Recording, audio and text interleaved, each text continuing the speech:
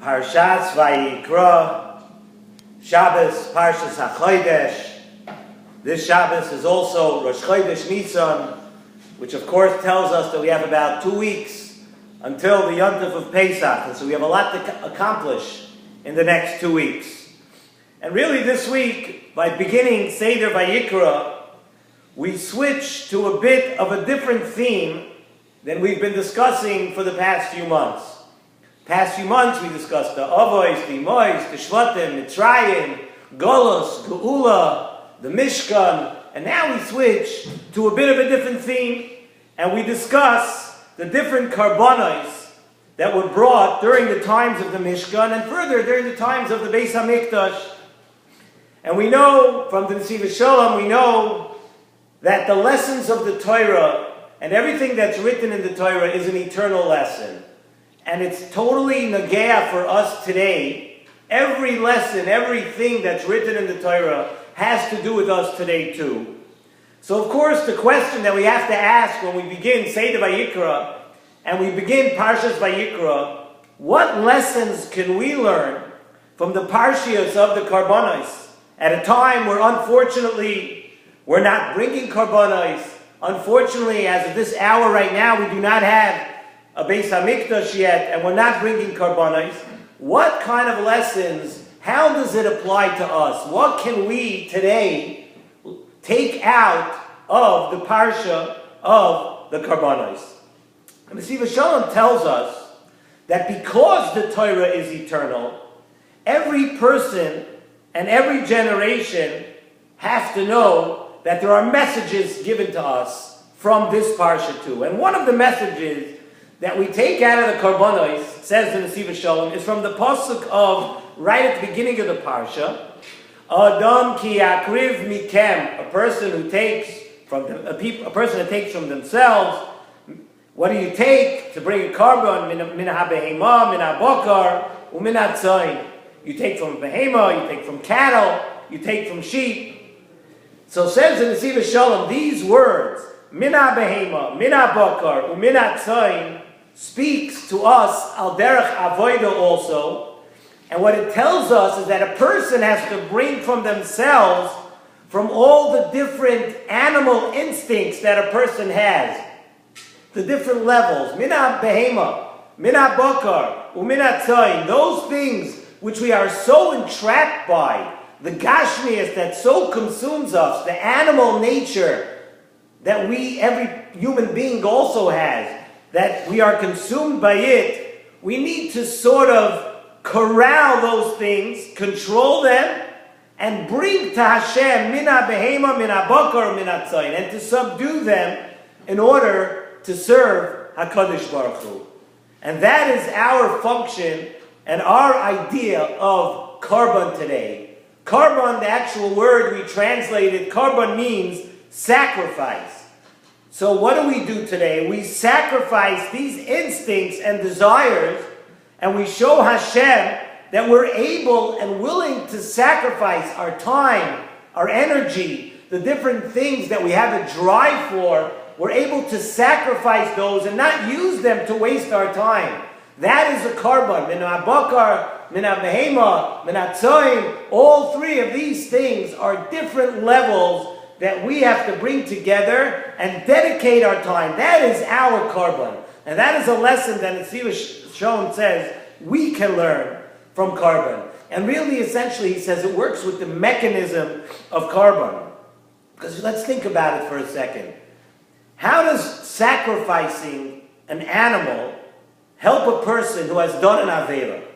A person does an Aveira, and the Torah tells us, bring a karban, sacrifice an animal. What in the world would sacrificing an animal have to do with an Aveira that a person did? So if we really try to define what makes a person sin, what makes a person do an Aveira, so Nesivos Shalom says, it's the forces of, like the Mishnah Pirkei Avos says, it's kina, it's taiva, it's kavod, it's different things that we're chasing after. A person's chasing after kavod. Sometimes he will step over the line and will do things in order to get that kavod. A person is jealous of another person. You'll step over the line, you'll do things because you want to acquire what somebody else has. So when we have the kinna, the taiva, and the kavod, they overcome a person. And when a person brings a korban, what we're doing is we're showing that we're ready to subdue all those desires. The things that would drive us to sin, the kinna, the taiva, the kavod, that would drive us to sin, we're ready to subdue all those things. And that rectifies the hate which was caused by doing all those things. When we subdue those desires and we dedicate them to Hashem, we are telling HaKadosh Baruch Hu that we're doing tshuva for us, not corralling our kinna, our taiva, our kavod. We let it go loose. And that is the tachlis of min ha-behema, min ha-bakar, or min ha-tzoyin. You're showing what you want to do by bringing the korban. By bringing the korban, we're showing that we are repenting. We're going the opposite of what caused us to sin. And how does one really acquire this change? It comes, a person wants to change. How do you acquire? What does change mean? And that brings us really to the second part of this week, which is the reading of Parshas Hachodesh. And this parsha, the parsha of Parshas Hachodesh, of renewal, of Kiddush Hachodesh, of renewing every single month, this parsha teaches us that as Jews, essentially, we are lunar people. That's what Jews are. Jews are people that follow the calendar. We follow the lunar calendar. Our years, our months, everything revolves around the lunar cycle. And we base our calendar on these cycles. And the moon starts out, we know, the moon, in fact, every single month, pretty much the moon disappears. And you can't see the moon. Yet we know that the moon is always going to make a comeback. Just when the moon, you think it's going to disappear and never come back again, every single month is a monthly cycle that the moon, to the visible, to the eye, right? The moon gets smaller and smaller, there's less and less light, and then every single month, somehow, some way, right? The way the Teva, the way Hashem created this world and the lunar cycle, is that it comes back.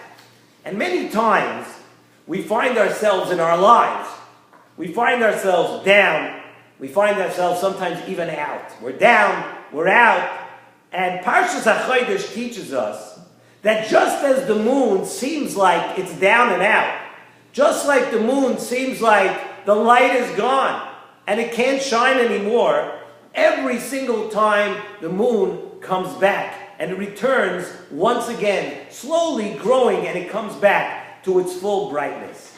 And that's the lesson we lay in Parshas HaChodesh. We come into Chodesh Nisan. We're coming to the Holy Yom Tov of Pesach. One of the big lessons that we have to learn is that no matter where we've been, and no matter what we've done, and no matter how our lives have gone, this Parshas HaChodesh, there's a renewal. We're not going to stay down. We're not going to stay down as Klal Yisrael, and we're not going to stay down as individuals. And the catch is, I was actually just thinking that many times we're willing to understand that when it comes to ourselves, sometimes, we can come to ourselves and we say that, if we're not so good now, sometimes a person can actually understand this and convince yourself and internalize this lesson that it's going to be better and that we're going to be better. But the trick is really, this is just something that I'm feeling, that I'm expounding a little bit upon the lesson. The trick is really to understand this also by other people. Because when you think about this lesson of Parshas HaChodesh and Chodesh Nisan, sometimes when we're ready to judge someone else or to write them off, we need to know and we need to think in our minds, before you talk about somebody else, and before you say how bad somebody else is, and before you make the judgment, how good this person or bad this person will be for this shidduch, for this job, for this family, for this person, understand that you yourself are willing to cut yourself a lot of slack. And you'll always say, yeah, don't worry, I wasn't good today, I'm going to be better tomorrow. But you're not always ready to do it for the other person. And the lesson that we have to learn is that the same way it's good for you, yes, it's very important, you have to internalize that lesson. But it's also good for everybody else around you. It's also good for everybody else that you think you want to write off. It's Parshas Hachodesh, and that's the lesson that everybody has the capability to actually, even if you're almost gone, even if it's very, very dark, this lesson of Chodesh Nisan, that you're going to come back, and you're going to be better. People fall, people make mistakes, people have hard times. But as Jews, we follow the lunar cycle. We're always going to bounce back. We're always coming back. And really, this is the lesson also of Pesach, where the forces of matzah, and then especially look at Hasidic Svarim, they write so much about matzah, what is pure, over the chametz, over the Yetzer Hara. This is a month where, more than any other month, we're able to understand that we can win this battle, that we can change ourselves, that we can grow, and we can become better people, more understanding people, nicer people, improve our midos, like we always say, to help in this renewal. And we can change. And the same way, we bring a carbon to Hashem, because we're overcoming the things, our energies, and we're channeling our energies to Hashem. Now we can take the lesson of Parshas Vayikra and Parshas Hachodesh and channel our positive energy to our friends, to our other people, to understand that this is a month of renewal. But it's not just a month of renewal for you. It's a month of renewal for every one of your friends, everyone in your family, and everyone else in Klal Yisrael. And now in the next 2 weeks, we're going to try to continue a little bit to learn the lessons of Chodesh Nisan. We can inspire ourselves a little bit before the Yontif of Pesach, try to take the lessons out of the Parshas in Vayikra, which are sometimes so complicated and so hard to understand the laws. But deep in those laws, there's really a lot of musar. There's really a lot of things that we can learn. And we're going to try to use a lot of these things to grow toward the Yontif of Pesach in about 2 weeks.